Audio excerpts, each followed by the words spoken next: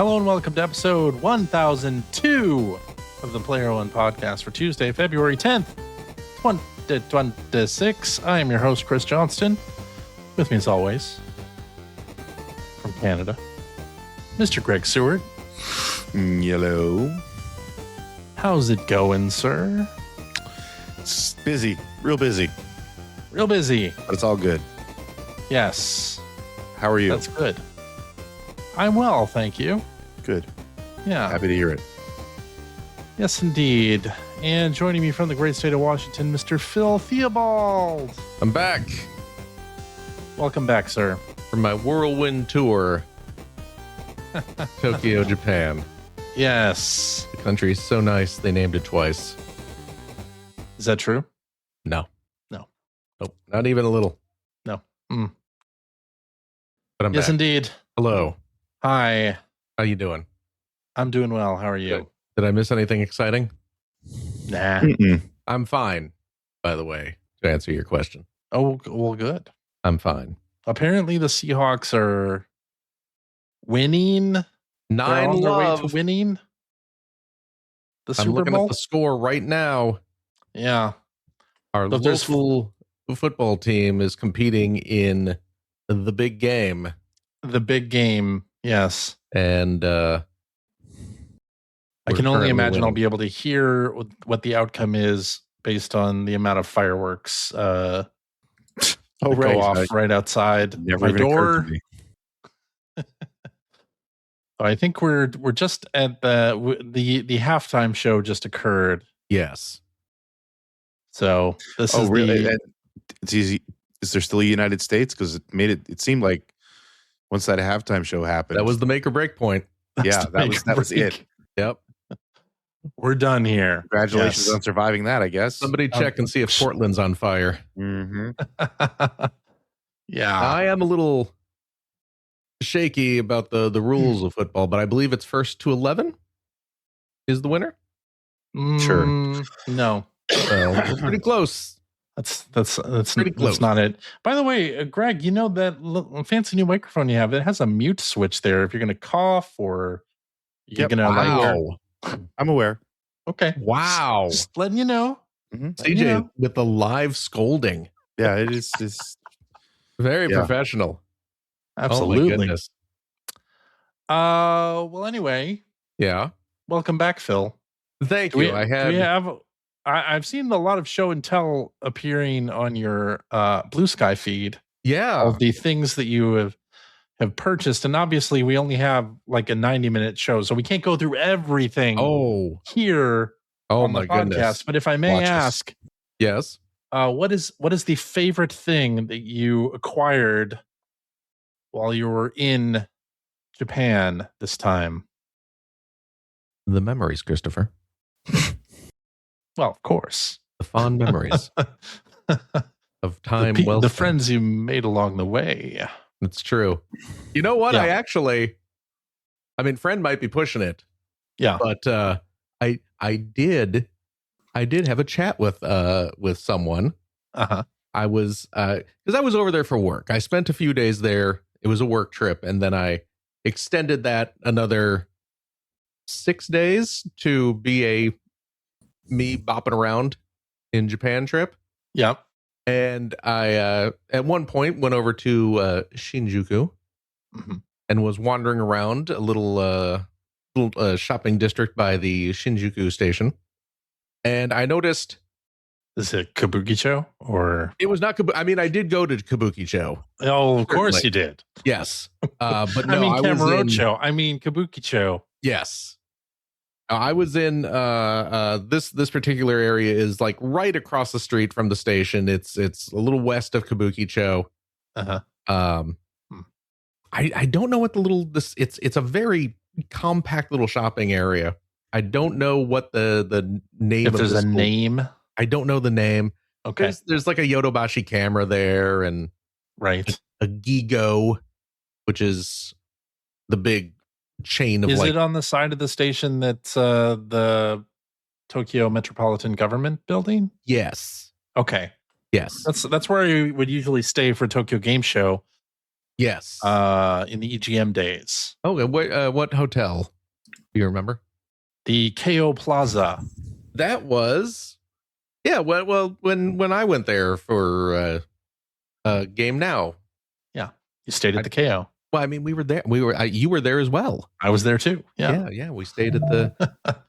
Yeah, just I think it's south of between the KO Plaza and the station. There's this little neighborhood. But I go over there, and there are a zillion people just crowding around on the street. They all have their phones out. Some people have multiple phones. Okay. And I figure, this looks like a Pokemon Go thing. And sure as shooting, it was a Pokemon Go thing. Step off, everybody. Let me show the experts here. Let me show you how it's done. I am not a Pokemon Go expert. I can attest to that. But I figure, well, everyone's here playing Pokemon Go. I'm going to get in on this action. Okay. So I bust out my phone and I'm playing. And this woman who looks to be a few years older than me sees a Westerner, a non-native citizen. I'm standing out in the crowd a little bit, so she comes over and just starts talking to me, and she speaks pretty solid English, certainly better than my Japanese. Okay, and is just saying hello and asking where I'm from and blah blah blah blah, all that kind of friendly conversation, and she's like, "Oh, do you want to be Pokemon Go friends?" And I said, "Absolutely, I do." So we swapped our little friend QR codes, and now she's sending me postcards in game from Japan. I'm sending her all the US stuff now.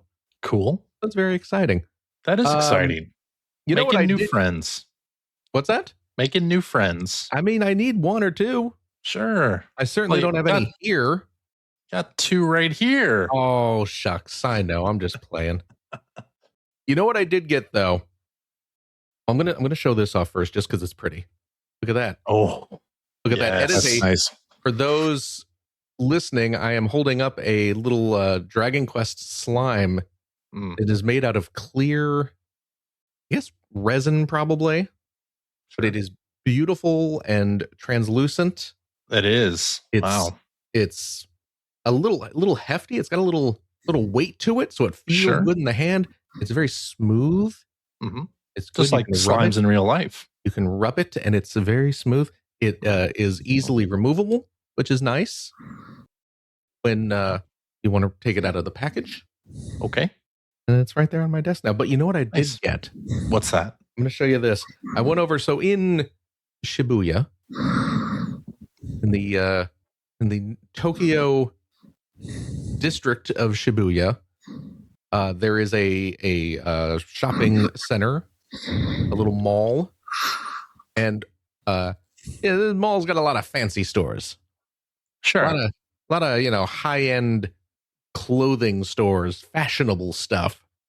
But one floor is we're shoving all of our nerd crap in one floor. As you go up to one level of this mall, and you got the Pokemon Center, you got the Nintendo store, you got the Capcom store, you got the newly opened Sega store. Is this the Parco? It is the Parco. Okay. You got the Godzilla store. You got the JoJo's Bizarre Adventure store. You got a One Piece store. And there was one other thing there too, and I forget what it was. But they got all the nerd crap is on one floor. So I went there. I think you're mistaken. It's probably all the kids' stuff. I don't know. I saw a lot of nerds there. Okay. I saw a lot. I mean, there was a kid or two. Don't get me wrong, though. But yeah. But I went in there, snapped up all the Ichiban stuff I could find. Nice. From the Sega store. Got my good deal. My little acrylic standees. I saw that on Blue Sky. Everyone, yes. Oh my gosh. So, I had said like show one thing and Yep, too late. like bad. 15 things. But here's the big thing. Yeah. Here's the big thing. From the Nintendo store. I picked up. So Nintendo has recently launched their new line of My Mario, which is their kind of preschool themed line of Mario toys and merch. For kids. For kids. For babies, for little kids. Yeah. And Phil. And me. And Phil. And me. Importantly. And not just me, judging by eBay prices that I've been seeing. So, they got like little plushies and little like security blanket type things, teethers and the ilk. The crown jewel of the My Mario line is this. Oh my gosh, it's heavy. Oh, this is a big set of wooden building blocks. You get some traditional blocks in here, sure, of course, but you also get blocks that look like the little question mark block and the power star and the mushroom and fire flower, and 4 little wooden block characters of Mario, Luigi, Peach, and Yoshi. Yeah. Which also function as amiibos. That's cool. Yeah. Yeah. So cool. I'd seen this a while ago. They had announced it, and I was just like, oh, I absolutely need to get this thing. Why? I mean, did you see it? I mean, it's cool looking for sure. It's incredible looking is what it is. Well, that's true. And, I posted a picture of this on the old Blue Sky, and my good pal Bill Mudrun pointed out something that he really likes about this, and he ain't wrong. You look at the colors on it, and the colors of the blocks, they're all a little muted. They look... Yeah. Sure. They look a little vintage. They don't look like super... Which is a nice saturated. Touch. Yeah. They have a very classical look to them, and I adore that. So yeah, I had to have this thing. Cool. And it is, oh gosh, what's it? I think it's the conversion rate. I think it's about $100. It's a little pricey. Okay. But I was just like, I'm gonna spend the money. I'm gonna get it. Sure. This is going. Not obviously, I'm never selling this, for crying out loud. But I saw on eBay it's going for like $250. Wow. Okay. So it's not just me who wants it. I see. It's people. If you ever need some quick cash, Phil. You know what? I don't need $100. Yeah. Profit that bad. Okay. I'm not selling my Mario blocks. My goodness. What am I, a scalper? You think I'm a scalper, CJ? Very rude. No. Very I rude. don't. Very rude. I see. Well, I also that's got very cool. And this, now you're showing from us one of the Studio things. Ghibli stores. Look, Kiki's it's the little delivery service. bread Bread wreath from Kiki's delivery service. wreath. I'm delighted by this. Anyway, Okay. that's some of the stuff I got. Look, I got the new Kamen Rider belt. Oh my God! Look at that! I enough bought with that the from Toys stuff. R Us. Anyway, I'm sorry, Phil. why are you sorry? Look at all this cool crap I got. That's some cool. That's Don't be very cool sorry. stuff. Yeah. Be happy for me. I am happy for I'm living you. in a consumer great. paradise, my friend. That's great. We're still 9 in love at the old Super Bowl licks. There you go. Super Bowl licks. Yes. Should we talk about some video games? Sure. Because, why not?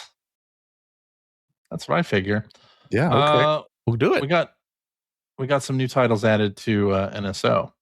Oh, this past week. NSO. Game Boy February game updates. We got Yoshi for the Game Boy. Yep. And which is a Game Freak that is developed by Game Freak. Developed by Game Freak, the Pokemon people. And then we also got Balloon Kid Yeah.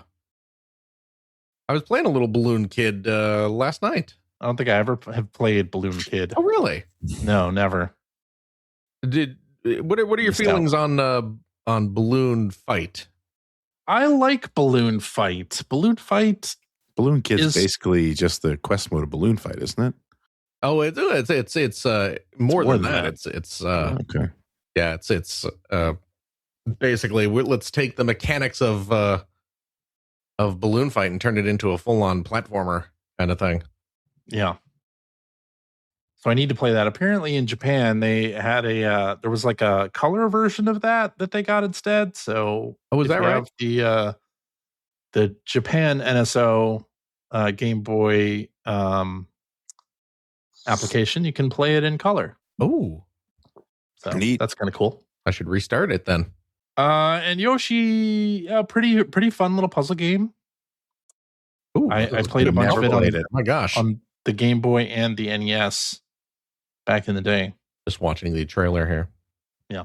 I was impressed by the combo that person pulled off. What was I one of know, the- pretty big combo, right? It was a big clean screen clearing. It was a clean steering move. There we They go. hatched a Yoshi. Hatched a Yoshi, It's not easy just to like do. in the upcoming Super Mario Galaxy movie. I suppose that's true. That is true.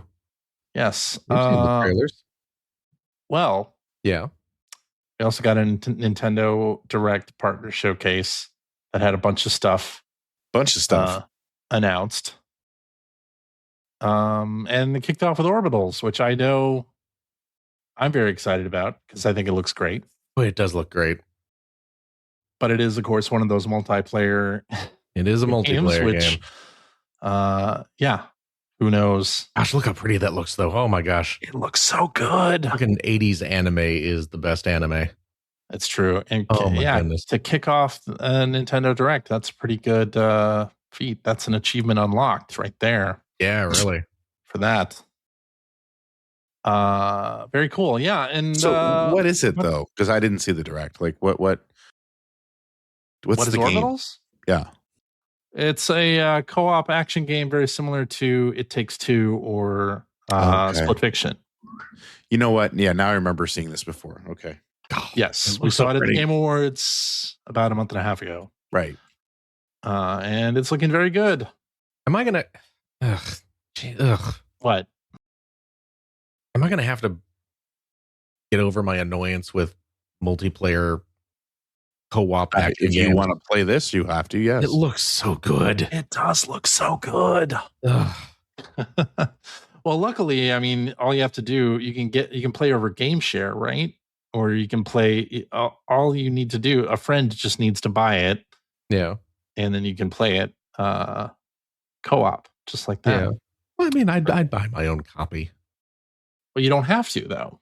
I know, but it looks so pretty. I want to. But you You know, would. I want to support it. It does look very pretty, Ugh. indeed. Ugh. Let's go down the list. Clearly, Greg didn't watch this, but Been too busy. To I be didn't even know fair, what I didn't happened. either. I was traveling. I did watch it. But I did look to see what was in it.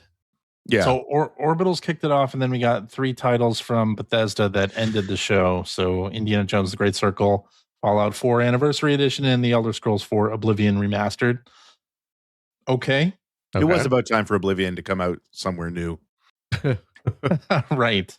The first time on a Nintendo console. Ah. We got a bunch of Capcom stuff. Pragmata, the demo released on Switch 2. Oh, And we'll be talking a bit about that in what you've been playing. They showed off more Resident Evil Requiem. you skipped over it, but I actually ate a Tokyo Scramble while I was in Japan. You did? Did your hotel offer a Tokyo Scramble? Yeah, it was part of the included breakfast buffet. Do they still do the wet scrambled eggs? Is that You know what? still a thing?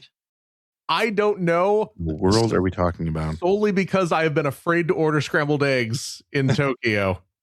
So, yeah, this was my first time in Tokyo back in the day.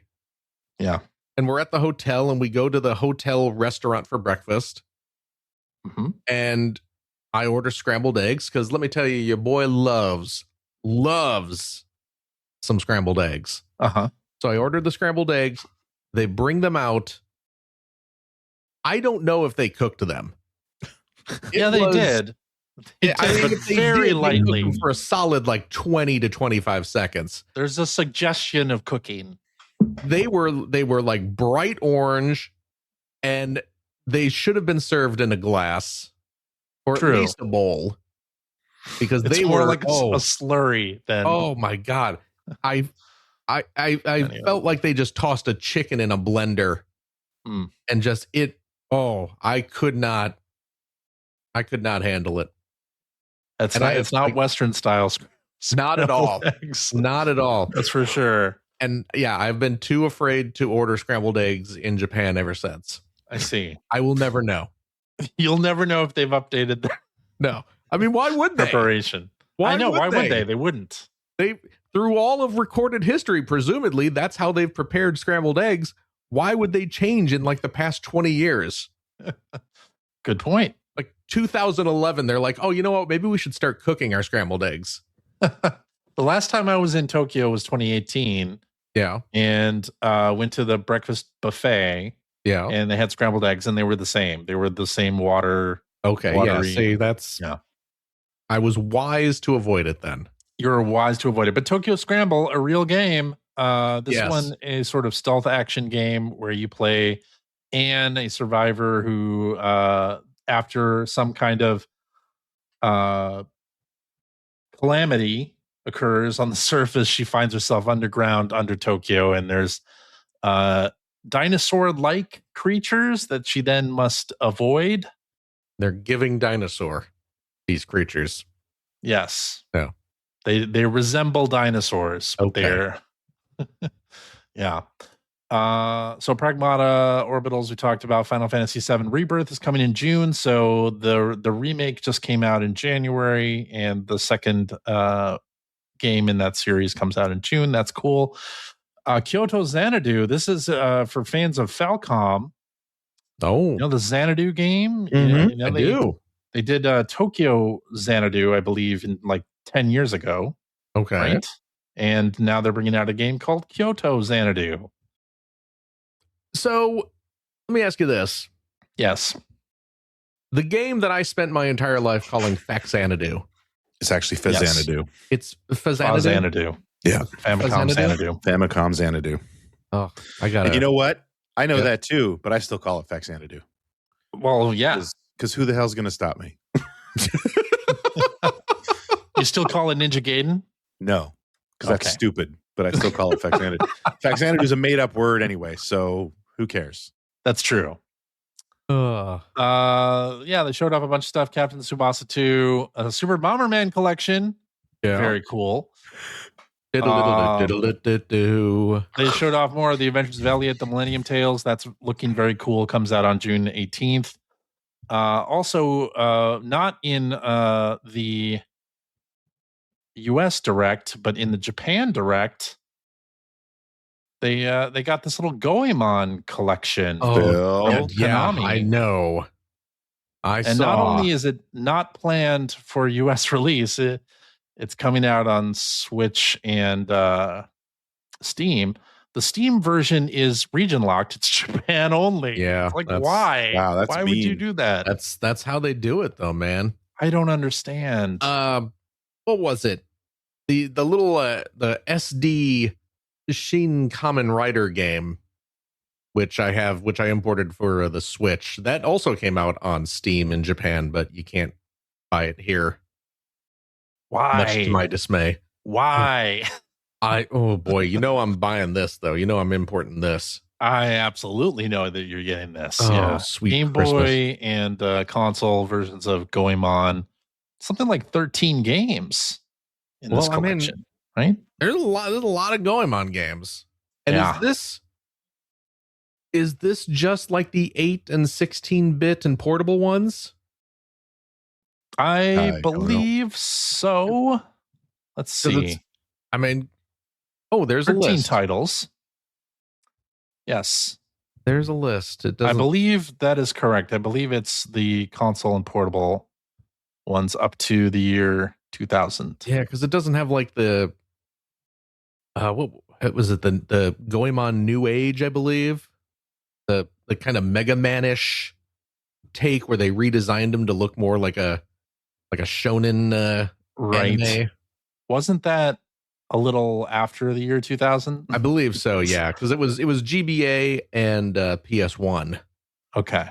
Yeah. Maybe there will be a second collection. I mean, because there were a few different PS1 Goemon games. There was that PS2 game that almost came out here but didn't. Right. There was the DS game, for crying out loud, that we never got. Mm-hmm. But oh my gosh, yeah, I'm importing the jeebers out of this. Physical editions for, yeah, I'll get that on. It's too bad that it is not coming out. Yeah, I cannot imagine this is coming out, but I'll tell you what, if Konami wants to make me the happiest boy in the world, yeah, you can do it. Yes. And then we got the announcement of the new Arcade Archives 2 game, Rave Racer, is coming out. It's pretty exciting. The end of this month, so that's very exciting. That's the third game in the Ridge Racer series? Believe so. Yes. Wow. Yeah, and that's the first time for that on console. And then Hamster announced the Console Archives collection. Yeah. Which That's is weird, right? Super cool. It's pretty awesome. It is. Yeah. Starting off with Cool Borders and Ninja Gaiden 2, The Dark Sword of Chaos. Such a weird selection of games. Yeah. So Rave Racer, February 26th. And then we start getting console collections. Well, it's very strange, like a PlayStation game that you can play on your Switch. Cool Borders. It's a little weird that the first NES game they're bringing out is one that's already available on the NSO. That's true, but not everybody has NSO. And as you may recall, when NSO first started, people were like, just give me virtual console releases so I can buy them all. Yeah. And now that's what it appears that Hamster is doing. Well, then it's really weird that they didn't start with the first Ninja Gaiden. Well, that's also true. Especially given they could have done that. You know, these games have like a connective storyline that goes between them. True. That's a good point. Good point. Yeah. Yes. It'd be like playing a Sam and Max game starting on episode. Maybe 4, I'd say. Yeah. Yeah. But what do I know? Oh, so the games for the Hamster has also announced like the upcoming games for the Console Archives collection. So we got Ninja Gaiden 2 and Cool Borders, and then Doraemon is coming out on July 30th. Oh, that's a ways off. That is a ways off.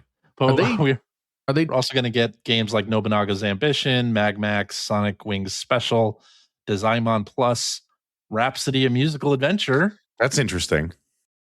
Yes. That was supposed to be pretty good, wasn't it? I don't remember if it was pretty good, but I know it came out here, and it was like a big deal that it even came out here.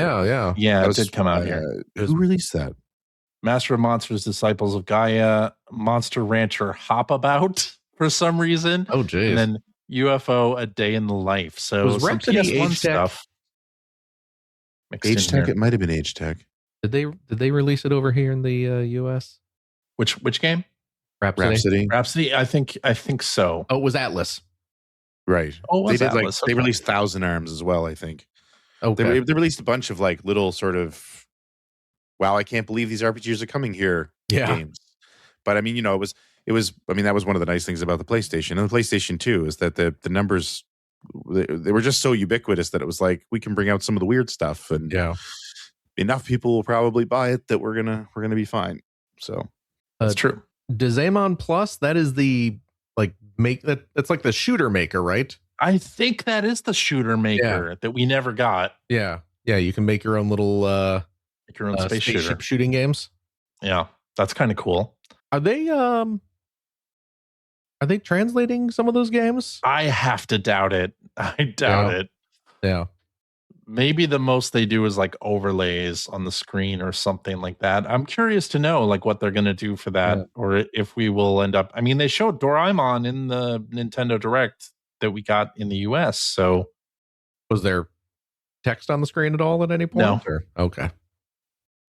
No. Yeah. So that's about it from the Nintendo Direct. A bunch of other third-party games announced, and last week we got the date for Scott Pilgrim EX, March 3rd. Excellent. You're quite excited about that film. I'm looking forward to it. Yes. All right. What else do we got? During, or I think maybe right after the Nintendo Direct, Sony announced Horizon Hunters Gathering, which is a 3-player co-op Horizon sort of monster hunting multiplayer game. And they spent a lot of time up front saying this is we're still making single player games. This is a multiplayer game, but you can play it solo as well. So everybody calm down. We're going to show you Hunter's Gathering, and I think it looks pretty cool, actually. But that's just me. We're watching the cinematic trailer, but let's see some gameplay here. So it's kind of getting bashed, because of course it is, that it looks too much like Fortnite, which is like... It does look a lot like Fortnite. It really does, doesn't it? Can I play as Huntrix in this Horizons game? I don't think so. Be interested then. I don't think so. Oh. But this looks like a monster hunting game for 3 players. I think it looks pretty cool. So, I don't know. I like the art style. Then again, I also like Fortnite. So, maybe I'm a little bit biased there. But they're going to start doing playtests for this soon. And it looks like it is a simultaneous release on PlayStation and Steam. Oh. So, that's kind of interesting as well. And you can sign up for the playtests if you want. All right. Valve has confirmed that the Steam machine and release details have been delayed by the exploding prices of PC components. Thank you, AI, for that.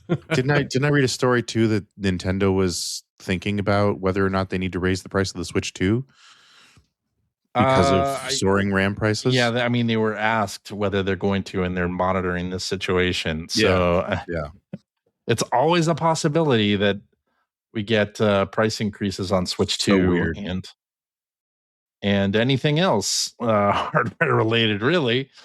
So it's unfortunate, because I was really looking forward to the Steam machine and the Steam frame and the Steam controller. But we will have to wait.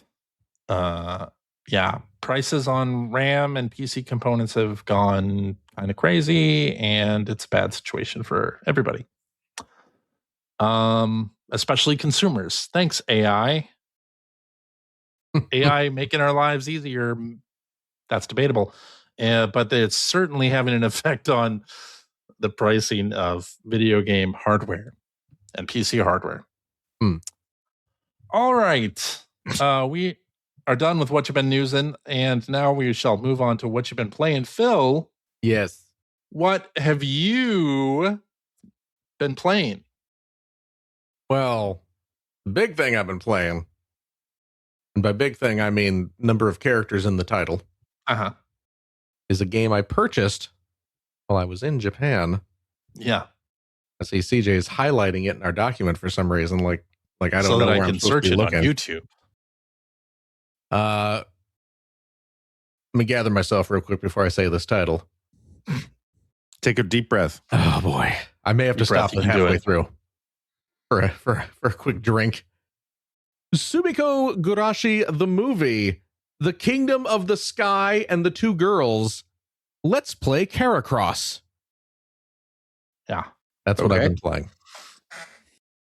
This is, I believe I talked about this a little while ago on the show. This is a new Picross game from developer Jupiter, who makes the best Picross games, as we all know.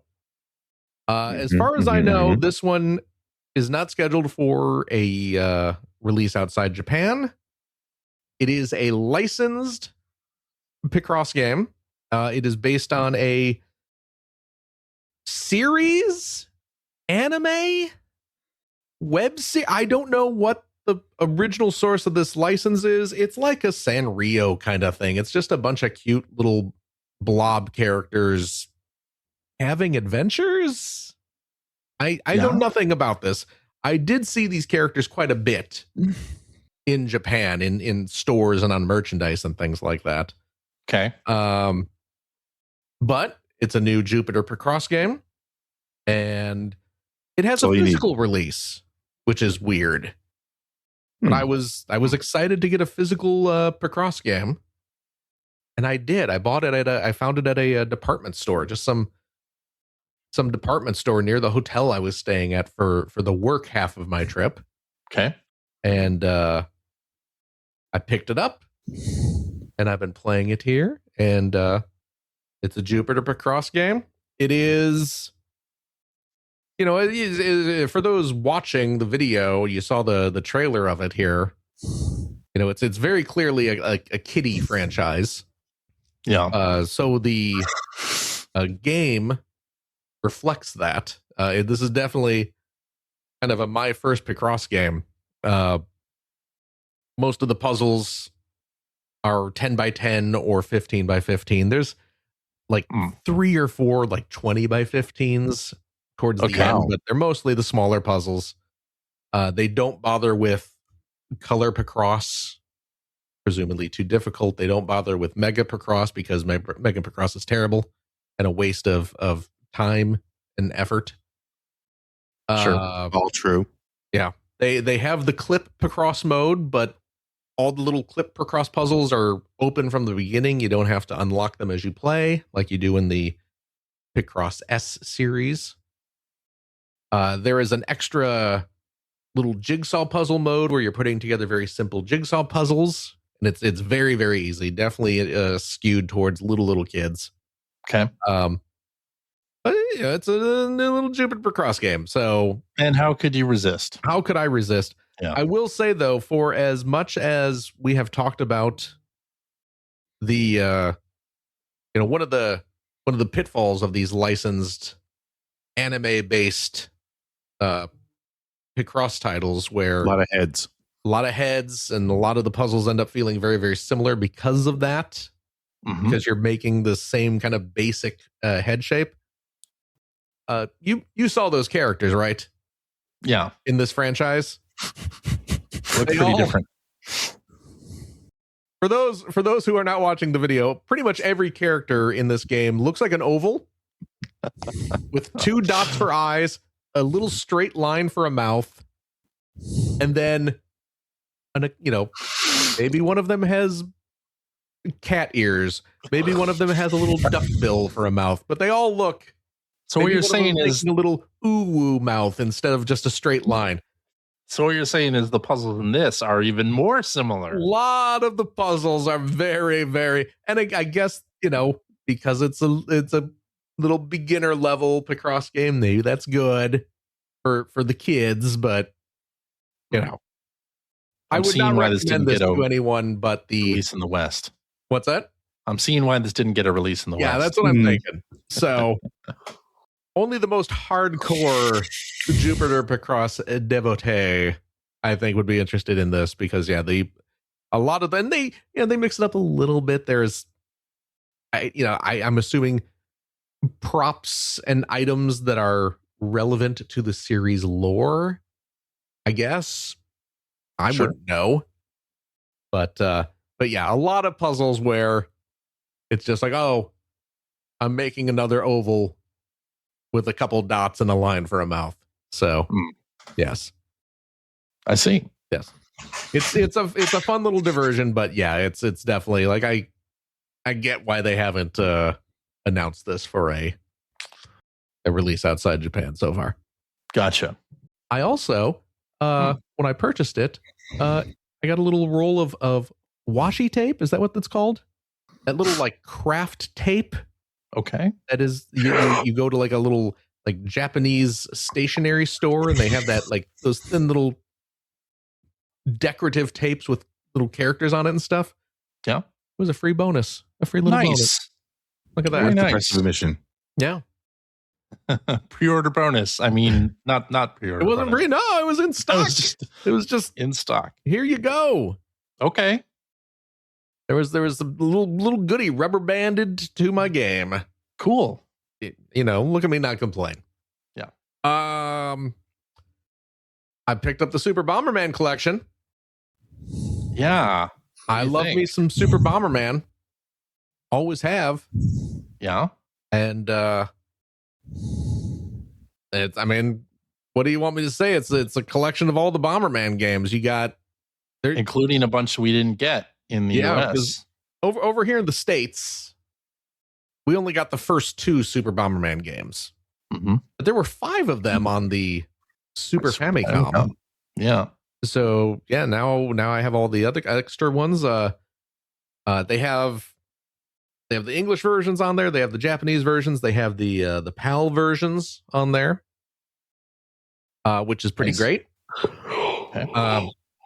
There's a bonus mode where you got the NES Bomberman games as well. Cool. And yeah, they did Any a very, Mega Bomberman?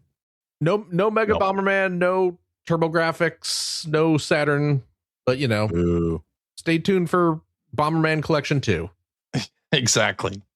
So, but you know what? I would buy that as well. Oh, Saturn Bomberman's so good. Yeah, it is good. Yeah. Oh my goodness. Yeah. But yeah, they did a good job with. I mean, they all play well. It's compatible with Game Share. If you have the offline or online the Switch 2 version. Yeah. So we could play, Phil. We could. Yeah, Game Share. We could.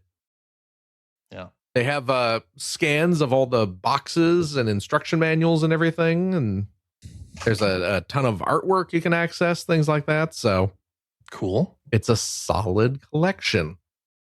I like it. You know, you might say it's the bomb.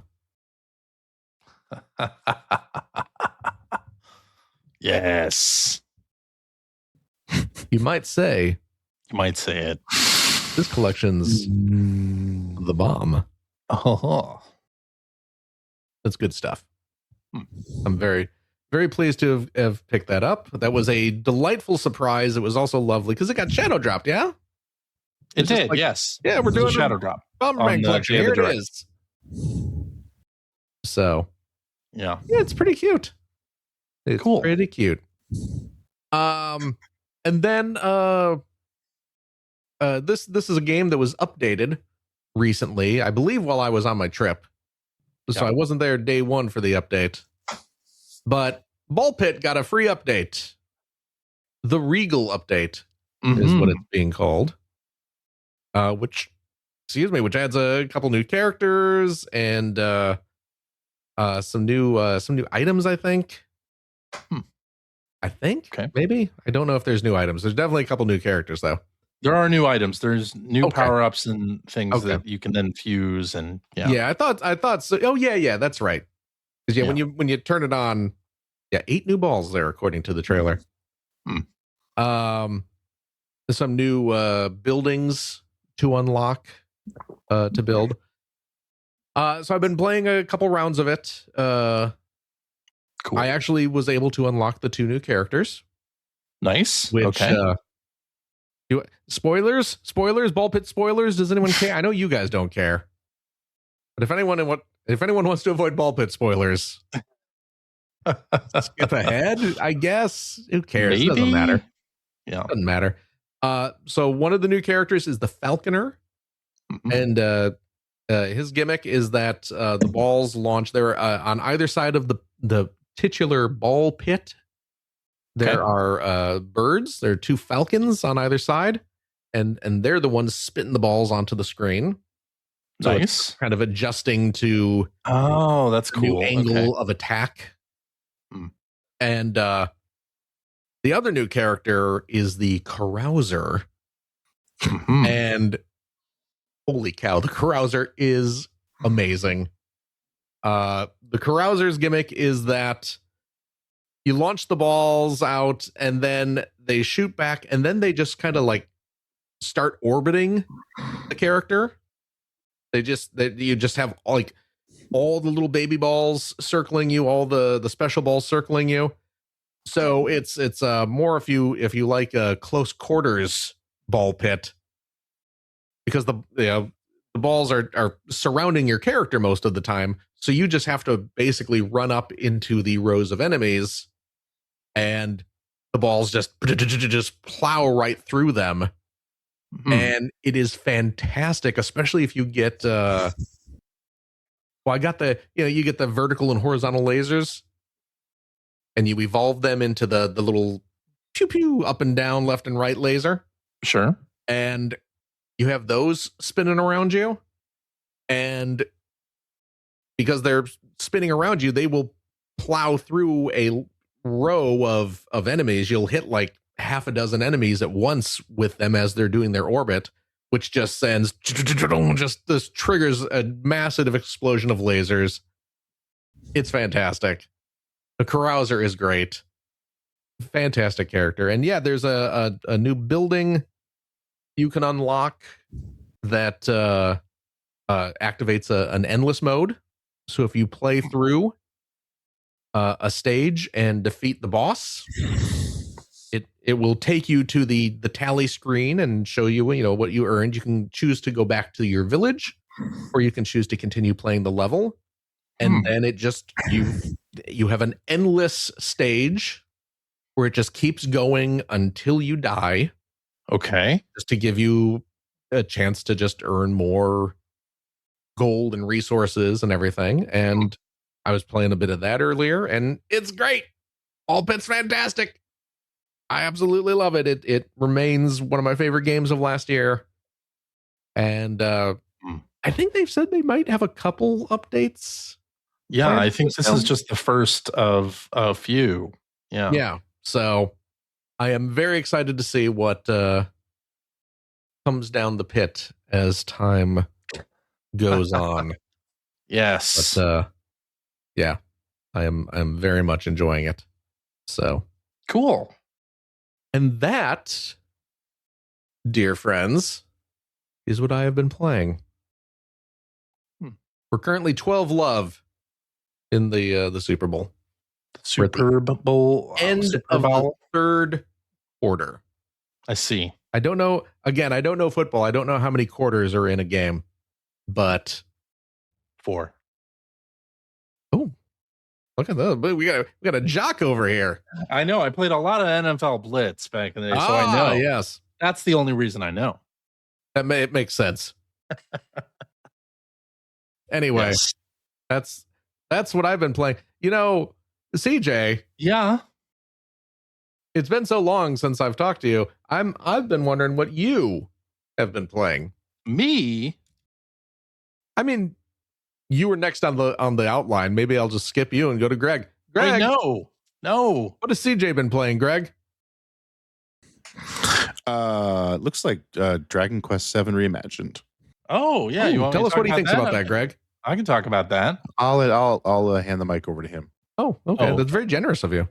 Yeah, Dragon Quest VII Reimagined came out, so I've been playing that on the Steam Deck. Yeah, and it's very, very nice. I of course played the demo where you can continue your progress, and the concept of it is the world is made up of just this one island, and you are the fisherman's son, and the fisherman has explored all of the ocean and has seen no other islands out there, but you befriend the king's son, so Prince Kiefer, and you have a ragtag group of adventurers that is trying to see if there's anything else out there in the world, and they happen to stumble upon a way to find some other islands and go back into the past and solve some issues of in those islands' history, and then bring them forward to the present time. So,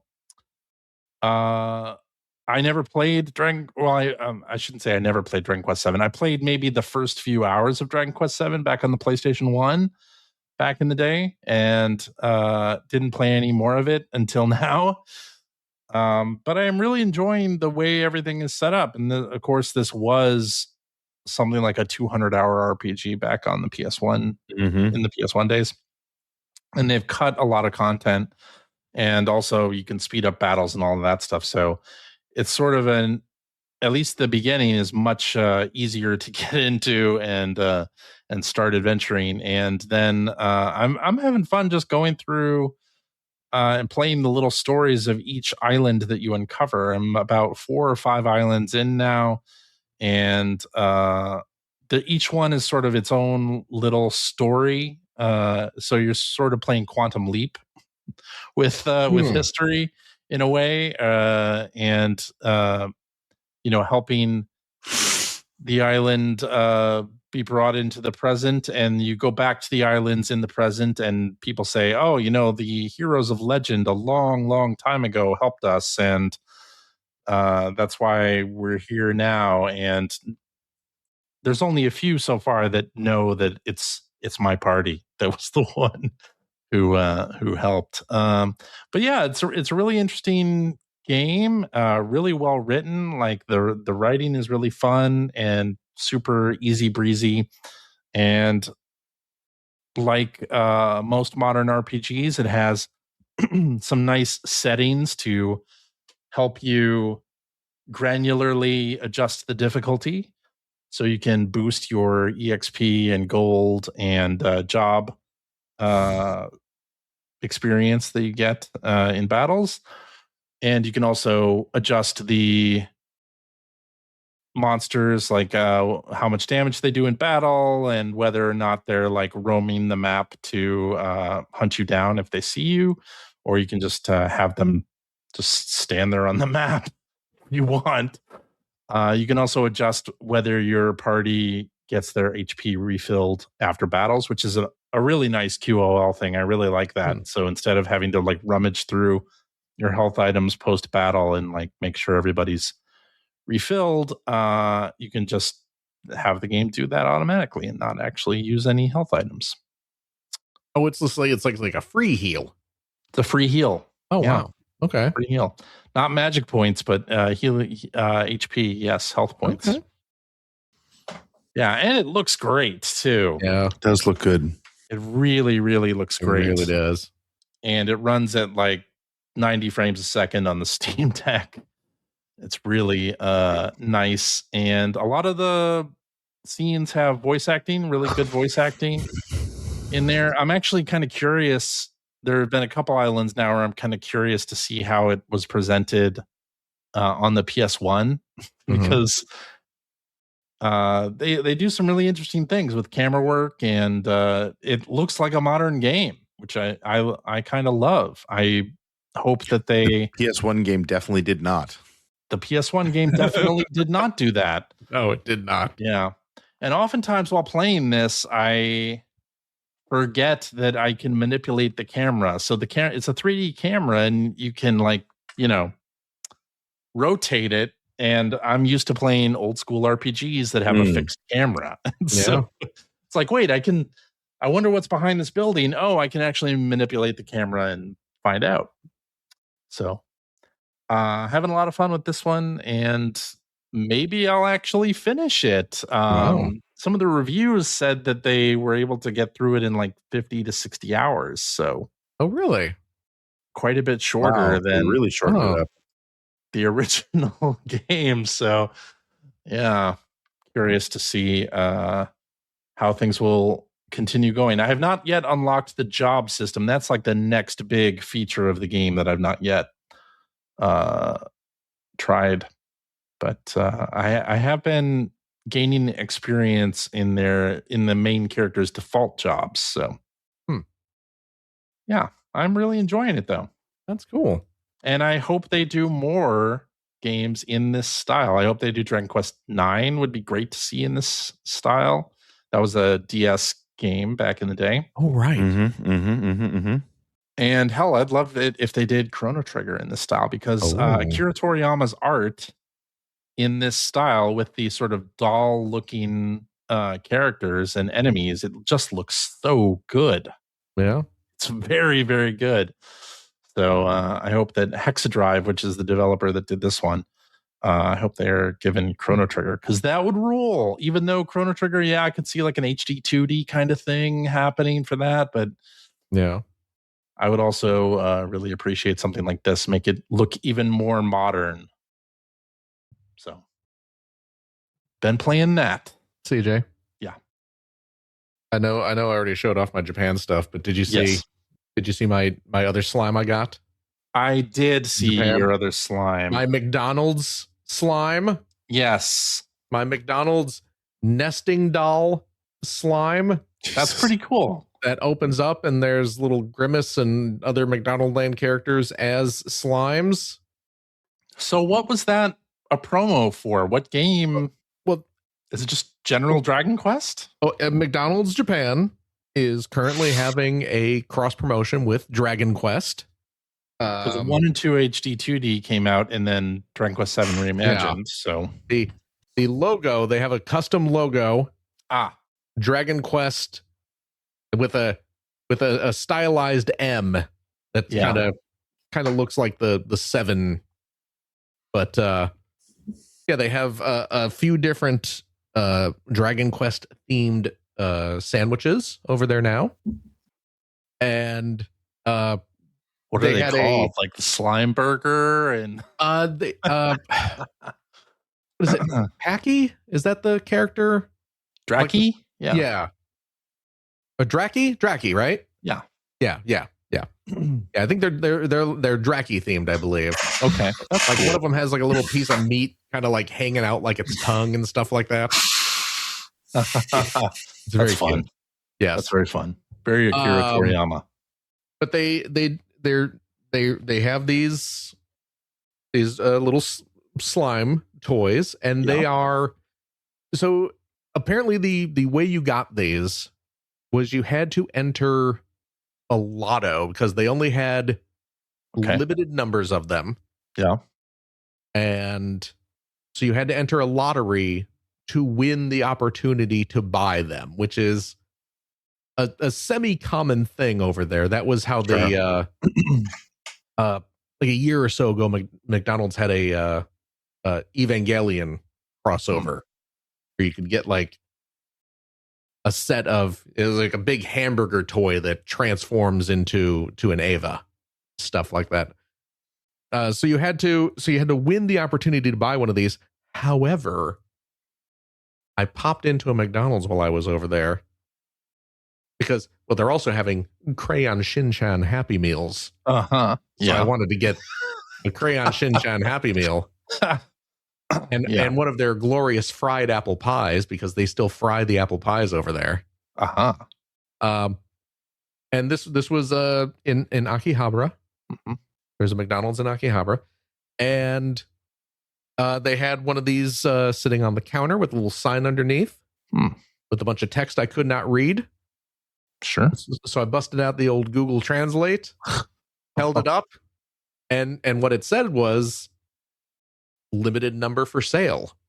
Okay. And I guess what it was that these were like either extra ones or ones that people who won the lotto did not claim.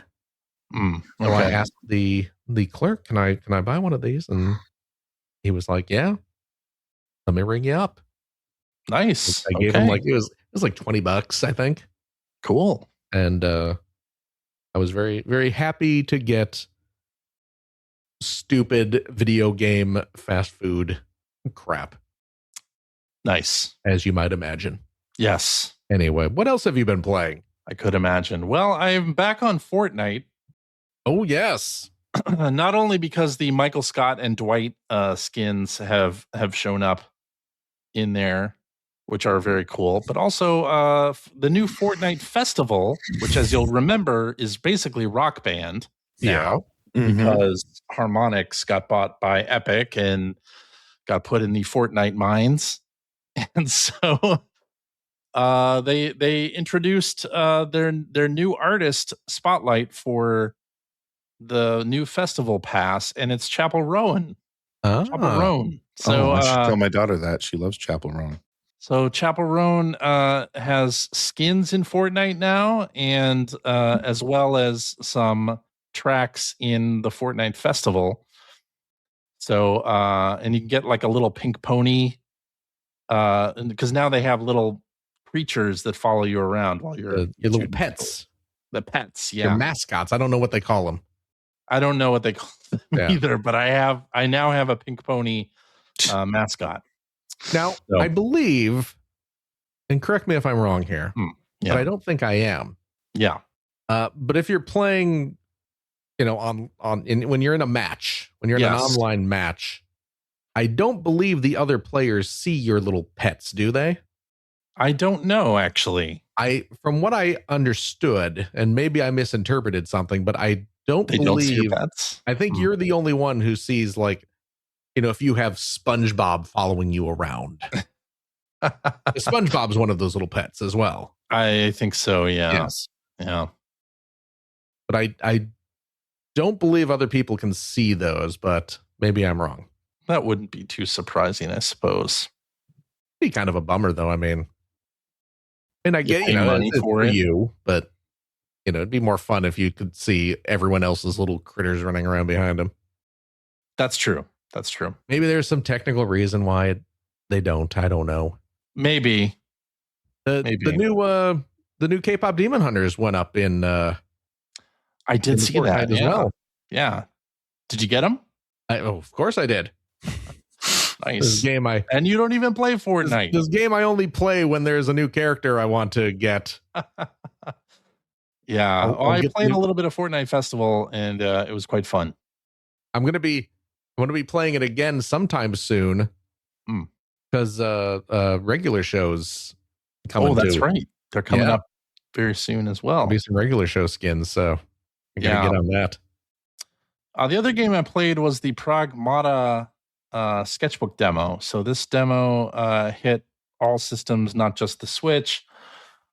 I haven't really been following Pragmata, to be honest, but I played the demo, and it's kind of a mix of Dead Space, but also you have to solve these puzzles as the sort of secondary character that is on your shoulder. So you use the face buttons to sort of navigate this maze every time you come across an enemy.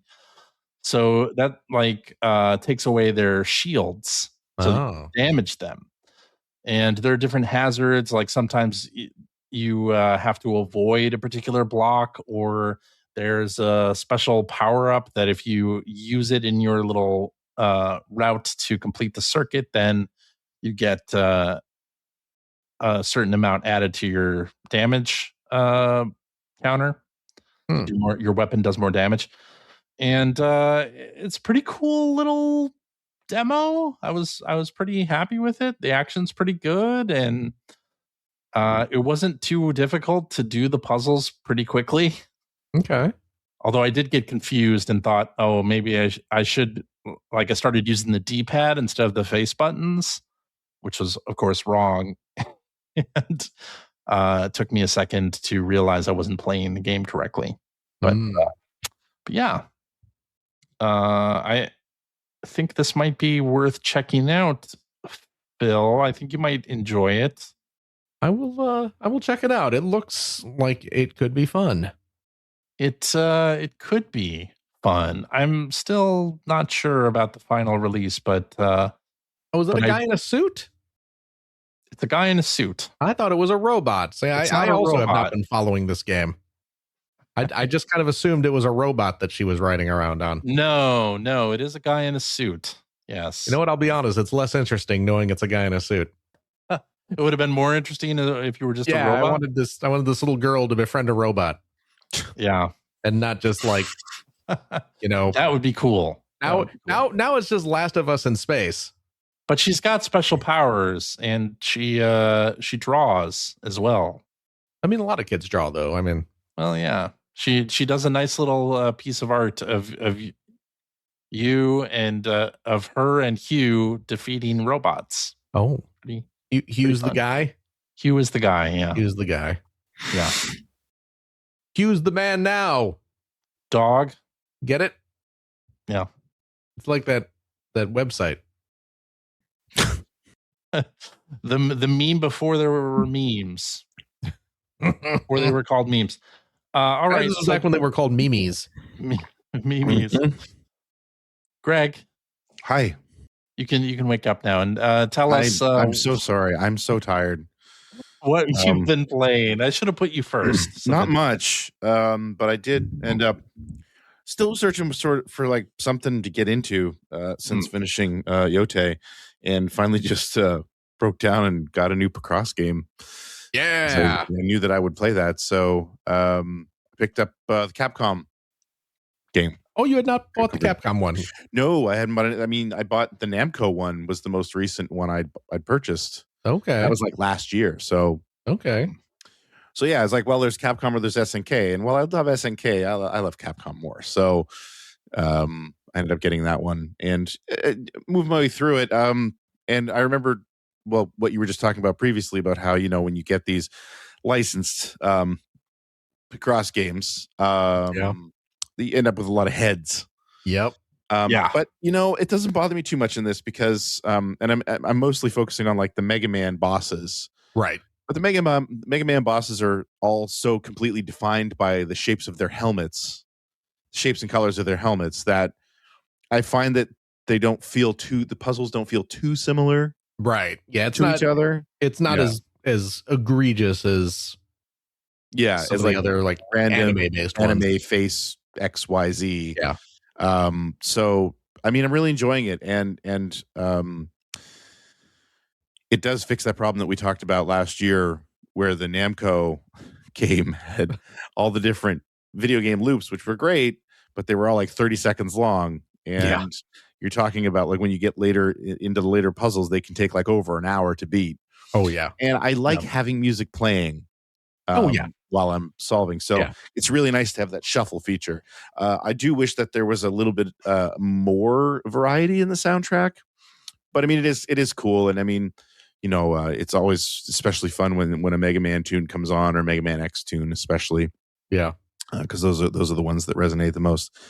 But yeah, I mean, that's really it. Like I said, I've been so busy that I just have not had a lot of time to play. So I'm like, grabbed a Picross game because it's easy to sort of go to bed, maybe play a puzzle before I go to sleep, and that's what I've been doing, really. That, and I mean, we raced more GT7 in our P1 podcast league. I got another win this season, this past Wednesday, so that was cool. Congratulations! Thanks. Nice. But yeah, that's really it for me. Did you hear that, or do you have any nostalgia for a game called Top Speed? No. Arcade driving game? No. Do you know what I'm talking about? I don't know what that is. Oh, this came out on Arcade Archives recently. It's what was it? A Taito 1987 driving game. It kind of reminded me of Outrun just a little bit. But yeah, no, I wondered don't. If you had, you know, I'm sure at some point, you know, 35 years ago, I probably walked by this and probably dropped a quarter in this game. But I don't have any strong memories of it. But yeah, it definitely looks like, you know, I mean, there were so many sort of, Outrun really set a standard. Oh yeah. For racing games. So, you know, anyone who had the hardware that was they were scaling a lot of sprites. I mean, everybody did a driving game at some point. Yeah. So, but no, I never played this. I should check it out. Okay. Yeah. Apparently called Full Throttle in Japan. Okay. So by LucasArts? No. Oh, okay. You know what else would look good on this game? The bar. What? It's a quote from Full Throttle. Oh, Lucas never played Full Throttle. You, Greg? No. Really? When that game came out, like I didn't have a PC that I wasn't playing a lot of PC games anymore. So I just kind of my adventure game experience is very much more Sierra than LucasArts. May I recommend you play Full Throttle? I've heard it's really good. It is not a terribly long game. Mm. There are some tricky puzzles, but you know what? Cheat. I don't care. I'm not gonna. You're not gonna judge. Hey, Play through definitely. Full Throttle. It is so good. The story is fantastic. The characters are great. The voice work is impeccable. It is such a fun game. It's so friggin' cool. Oh, all right. my God, I love Full Throttle. You know what? Just grab a guide, cheat your way through it, but just to get the story, man. Just to experience Full Throttle. It is so friggin' good. I love Full Throttle. Holy crap. Oh. And that line happens like in like the first 5 minutes of the game. I see. Yeah. Are you going to pick up a Rave Racer there, Greg? Do you have almost definitely. Okay. I don't have a nostalgia for that, no, because I didn't. I only ever really played Ridge Racer in the arcade. I don't remember even ever seeing. I don't think I saw Rave Racer either. Or Rave Racer, yeah. I saw an article this week though, somebody calling that the only arcade Ridge Racer that hasn't come home yet, and I don't believe that's true because I don't think we've even gotten Ridge Racer 2 yet, or the or Pocket Racer, or whatever it was called, the little chibi Ridge Racer game that came out on like PlayStation arcade hardware. But either way, no. I mean, I've played it obviously because I did that Ridge Racer history video, so definitely played it. It's great, but no, I don't have super strong memories about that. Ridge Racer and Daytona were my two sort of racing games in the 90s. So, all right then. Well, I guess that means it's time to head to blue skies. I wanna fly sky high. Let's go together. All right, we're going to start off with an email. An electronic mail. Electronic mail that we got from listener Larry, who says, having just completed the Dragon Quest III remake, yes, the grind becomes burdensome after a point. Even if you enjoy the game itself, I had to take frequent breaks to get through to the end and push through to complete it. But I wanted to let you know, on the new Dragon Quest VII remake, there are 4 difficulty options, presets, with one being where you can customize different parameters within the difficulty settings to your own tastes. So in theory, you could drop the encounter rate very low, make the monsters give you higher experience and treasure, or make the encounters very, very difficult. So combat is much less frequent, but when it does occur, it's meaningful. So fascinating stuff, brilliant when you think about it, but I want to let you know because you might be into it. Greg lamenting the high encounter rate in Dragon Quest. Appreciate that. Yeah, and none of the encounters are random. You see the enemies on the map as well, so you can avoid if you don't want to fight them. No, I mean, I'm a big fan. For as much as Dragon Quest 3 gets grindy, I do like that they're paying attention to that stuff and that they're giving you a lot of options too. To sort of ease that a little bit. Yes, I do appreciate it very much, especially in 7 Reimagined. All right, now we have a question from Mr. Nelson, who asks, since today is the Superb Owl, what are your favorite games with birds as a major element? Currently 19-7, by the way. Oh, really? Yeah. I think most people have just kind of assumed the Seahawks are going to win. I would assume. I heard a firework not too long ago. Oh, really? Yeah. Okay. What's his favorite bird games? Bird games, yes. Harvey Birdman, Attorney at Law for the Wii. Oh my goodness. Count? I mean, he's a Birdman, right? Yes. That Phoenix Wright knockoff? Yep. Very same. I'm saying DuckTales. Yeah, that's got to be the answer. DuckTales. Mine is. I did play through 8 Eyes a couple years ago. I see. Are there birds in that? Is that a? Yeah, there's a you have a. I think that's it's right. a hawk that you control. That's right. I forgot or about a second player can control if you want. Oh, really? Yeah. Okay. I'm gonna say Or Quack Shot. Oh yeah. Staying on the mean, Disney Ducks. There's always Duck Hunt. Yep. Duck Hunt. The Untitled Goose Game. Untitled Goose Game. Like Untitled Goose Game. That's a good game. Fantastic. No love for the classic Calibri on 32X. Calibri. Hummingbird game. Classics doing a lot of work there. But I mean, yeah. Oh, Greg. Yes. Not to bring up my Japan trip again. Oh, yes. But absolutely, I'm bringing it up again. Just I'm thinking of old Sega games now because of the Calibri mention. Did you see my Blue Sky post about the arcade I stumbled across over there? No, I'm not seeing you on my Blue Sky feed at all right now. Really? All these interesting posts I'm hearing about, I'm not seeing any. Have you blocked me for some reason for my who knows inflammatory speeches that I? It's mostly the racism. I mean, I'm sorry I don't have enough of it for you.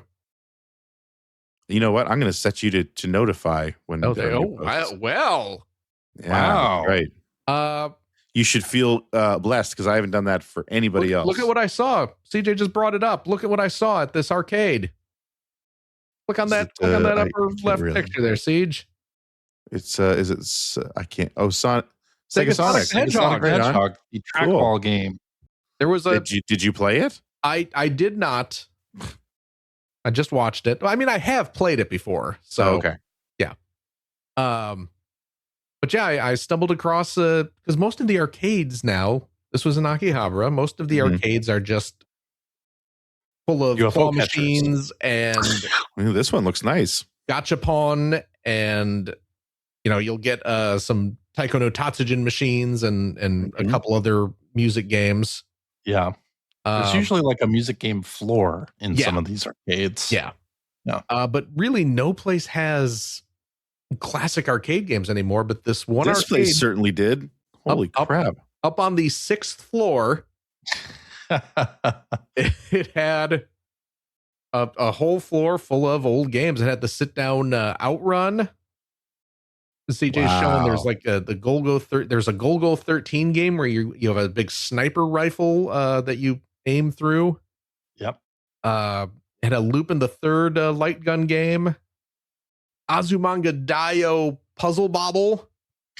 Virtual On. You can see Virtual On right next to it there. It had a Street Fighter 2 in a Time Crisis machine back there. Yep. There was Time Crisis. Ton of stuff. There's another one of my posts. Yeah, Gun Bullet, which is of course Point Blank. There's a little corner where you could buy some cup noodle from a vending machine and sit at a tiny table and eat. That's awesome. You need to refuel. Yeah. But, very cool. There's the Common Writer store. So yeah, you should. Everyone should go to Phil's Blue Sky feed and see these pictures. I got some. I put up some pics, but yeah, one of my posts has I just took a screen off of the arcade's website and ran it through the Google Translator to bring up the list of. Oh right, there it is. That's not a complete list, but an example of something that they have, like all 4 House of the Deads, Typing of the Dead, Daytona 2, Radmobile, Crazy Taxi, Space Harrier, Afterburner 2. Good stuff. I mean, you can go in there and feel like you're in a Yakuza, in a real arcade. Pop into an arcade and play some Space Harrier. Right. Fantastic. That's cool. So, yeah, I was delighted to stumble across that. I did play a couple games, but I did not play Sega Sonic the Hedgehog. But cool deal. It was pretty rad. Well, that's it. Yeah. I can't think of any other bird. I mean, I can think of other bird games, but none. Untitled Goose Game is a really good one. Untitled Goose Game is definitely a good one. I mean, there's that Hatoful Boyfriend, but I never really played that game. Oh, the pigeon dating. Yeah, it's the game where you date pigeons. Yep. Banjo Kazooie would count, I would say, but sure. I don't really like Banjo Kazooie. But okay. Yeah. Star Fox. I mean, yeah, I guess you do have a bird as a wing, a literal wingman. Wingman. To believe it. But I would classify that more as a fox game. That's true. Than a bird game. I guess that's true. But I'll accept it in a pinch. I see.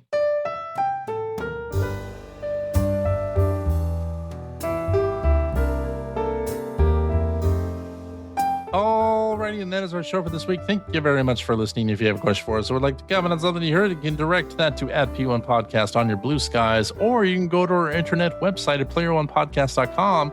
There you'll find our contact information. You'll find show notes and links to all the things that we talked about during this episode, and a link to our Discord server where you can discuss this episode with us and our other listeners. Chocobo's Mystery Dungeon. There you go. That's a good one. It was. I enjoy the Mystery Dungeon games. Yeah.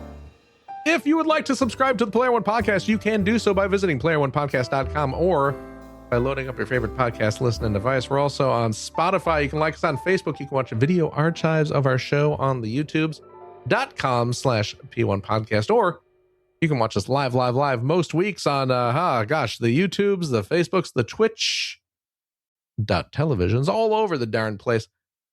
Just follow our Blue Sky account to find out when we are doing our next live show. Typically, it is Sunday evenings at 5:30 specific time. Join us, won't you? And I'll tell you what, if you like what you've heard, and how could you, head over to patreon.com/P1 Podcast. Throw a few shekels our way.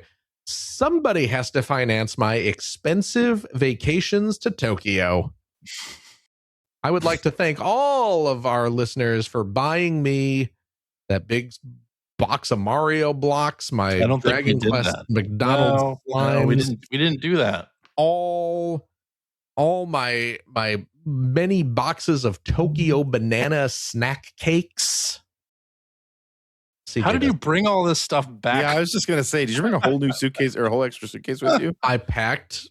Did you leave? Yeah, I packed all my stuff, all my clothing in a suitcase. And left it all there. I packed that suitcase in a bigger suitcase. In another suitcase, right. So I do the thing where all the clothes that you bring are clothes that you're ready to dispose. Actually, I don't have to do that anymore because you can buy vacuum seal bags. Well, that's true. Yeah. Which I did. Okay. My clothing was all vacuum sealed. It was all nice. Swished. Okay. Oh yeah, perfect. Yeah. No, I was prepared. Nice. So, nice. Yeah, I'm familiar with the suitcase within a suitcase trick. I've done that. Yeah. Oh yeah, I mean I've also bought additional suitcases in Japan. I haven't done that yet. I have always been able to stop myself right on the verge of having to buy another suitcase. Yeah. But thankfully, I didn't get over the threshold where you have to start declaring things. Oh, when you come back into the US, right, you have to declare, right, how much money, if you spent over a certain amount. Yeah. You might have to pay. The conversion now is so good. You probably spent like what, $4 on all this stuff? Wow. It was, I will say, the conversion rate's crazy right now. I felt like the richest man in the country. Yeah. Yeah. It was my mighty American dollar went a long way in the Japanese Toys R Us, let me tell you. Yeah. No, CJ wouldn't let me use the Patreon funds to buy toys in Japan as much as I begged and pleaded. Yeah. He said no. Notorious Skinflint Chris Johnston refused by what I felt was a very reasonable request to misappropriate the Patreon funds. But yeah, he insisted that we continue to use those to keep the podcast going and streaming and all that stuff. You know how it works. Mm-hmm. I'll tell you what, friendos, if you are a Patreon supporter of the $5 tier, cheap, you gain special access to a weekly bonus episode. We record it right after this, where we play games, crack wise, having fun doing all that stuff we cannot do during the regular show. CJ. Yeah. Now you're going to witness some acting here. I am a trained Shakespearean actor, and you shall see those skills on full display here, because here's the thing. I know we have a game this week. We do. I know what it is. Yeah. But I'm going to stay in kayfabe. Okay. And do our little routine like we do every week. Audience, pretend you didn't hear any of that. Yeah. CJ. Yes? Do we have a game for this week? Phil, actually, we don't have a game. Sorry. Oh, no. What a tragedy. No. Oh, I expected we did. We do have a game. Oh, my gosh. What a crazy twist. It's the continuation of our episode 1000 game that we started back in episode 1000, but then you went on your little Tokyo jaunt there, and it was a work trip. I had to. Yeah. And so then I was forced to stay an extra week. We're going to continue. Excellent. That game. Excellent. Yes. I'm excited. Yes. Greg's looking very, oh dear. I expected that when he didn't put his headphones back on. I expected that. Yeah. I can do his part. Okay. Go ahead. Greg got a phone call. I hope everything's okay. My gosh. Yes. So if you have a couple bucks left over, yes, why don't you go to patreon.com/Greg Seward to help support Greg's outstanding, and it is outstanding, web series about North America's favorite runner-up, the Sega Genesis. Thank you, Phil. And if you are a subscriber of the $3 tier, Greg? Oh no! That's not the devil! Greg? Yes, my name is Greg Seward. I'm back. You can it's also cheap is what I'm saying. It's also cheap, yes. You can get video updates on all the things. I do reading videos, and I do videos where I discuss the history of games like Ridge Racer and Madden Football. And you can enjoy those. You get them a week early at the $3 tier. That's just how that goes. It was really good. My name is Greg Seward. I'm going to say this, CJ. Yeah. First of all, the voice is impeccable. It is. Thank you. Thank you. I think what really sells it is the mastery of the Canadian accent. Absolutely. I mean, that's, it's dead easy, on, right? It's easy to do like an over the top kind of, oh, what are we talking about? But you dial in on like the authentic sound. Very subtle notes. No, it's really good. Subtle. It's really good, and you can tell you practiced. Yeah. And yeah, I think it makes the illusion all the more believable. Yes. So, but please go support Greg Seward's channel. Absolutely. Yes. Is that it? That's it. Okay, CJ. Yeah. I'm going to thank you. Thank you, Phil. And it's been a couple weeks since I've gotten to say it, so I'm going to say it even though he's not here. But Gregory, yes, thank to you as well. Thank you, Phil. Oh, he's back. He's back. He's back. That's good Magically. to hear. And of course, a big old thank you to you listening to this right now, our wonderful, wonderful listeners, every single darn one of you. As always, please take care of yourself, your loved ones, your family, your friends. Oh my goodness. The Super Bowl is now 29-7 with 3 minutes and 41 seconds left to play. I think we know the outcome. I think the New England Patriots are going to have to work very hard. Just get some Newman Athletics, there's Newman athletes on there, and then they could turn it around. But I hear they will show you the best events. Oh, yes. He's back. Hello. How are you, Greg? Busy. Okay. apparently. We're right at the end here. Okay. Bring it home, Phil. I already thanked you. Okay. Greg. Thank you, Consider Phil. yourself thanked, Gregory. Thank you. And I already thanked the folks at home. I was just about to tell them to be kind to each other, be kind to yourself, of course. And we'll see you next week.